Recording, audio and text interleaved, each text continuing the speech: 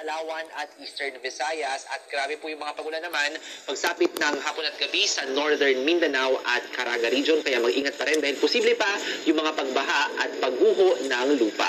Sa Metro Manila, aaraw po sa umaga at posible ang pagkunimlim ng kalangitan sa tanghali at may tsansa na may thunderstorms sa hapon ngayong Sabado at Linggo. At yan po ang weekend weather update. Ako po si Ariel Rojas. Happy weekend, job you at ingat kapamilya.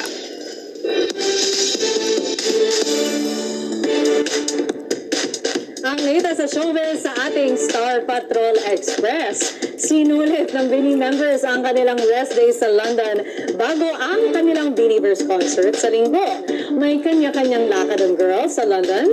Tinagpo ni BINI Aya ang mga kaanak niyang naroroon. Nag-catch up sila at kumain ng fish and chips. At tinapos ang araw sa pagpunta sa isang jazz bar. Naglibot naman sa museum at nagpilit sina BINI Maloy at BINI Mika. Nag-shopping naman ng kanilang pang-OOTD ang iba pang miyembro. Sumakay sila sa tube o tren para ikutin ang London.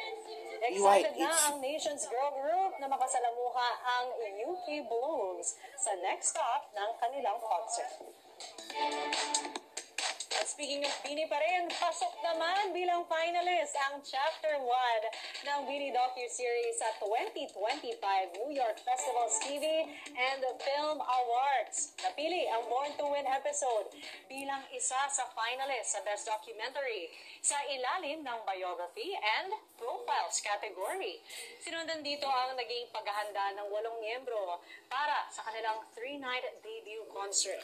Ikwinento rin dito ang kanilang mga pinagdaanan at pagsubok mula auditions hanggang maging kilala na sa music scene. Ito rin ang pagbabalik ng ABS-CBN News sa paggawa ng mga dokumentaryo sa pangunguna ni Direk Jet Lico at syempre ang aking partner na Missing in Action na si Jeff Canoy, kasama ang iba pang producers mula sa ABS-CBN News. Kinikilala ng New York Festival's TV and Film Awards ang mga natatanging content mula sa higit 50 bansa. Congratulations sa po in advance sa buong BINI docu-series team.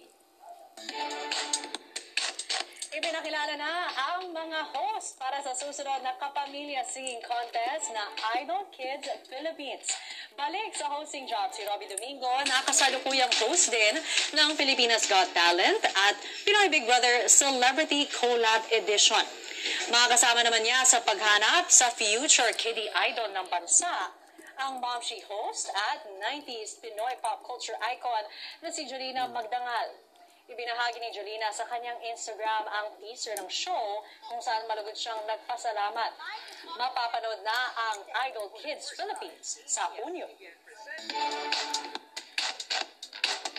At yan ang ating Star Patrol Express sa araw na ito.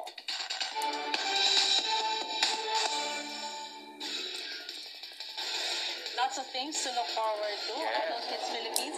Congrats ulit sa BINI. docu at congrats kay Jeff. Ilang nights na hindi natulog si Jeff. Oo, literal na nagsunog ng kilay si Jeff para dyan. So, Kaya nga nawawala siya ngayon, di ba? the hard work The hard work paid off. Congrats to the team, kay Direk Jet. Saludo po kami sa iyo. Happy weekend. Happy weekend.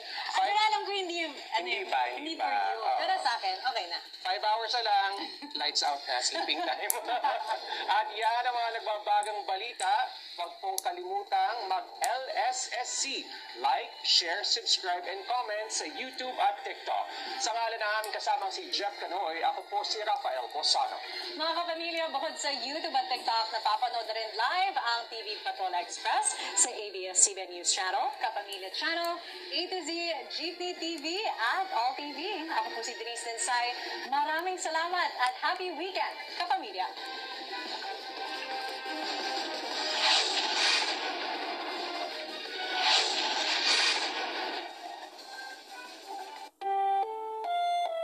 Susunod na programa ay rated PG. Patnubay at gabay ng magulang ay kailangan sa mga batang manonood.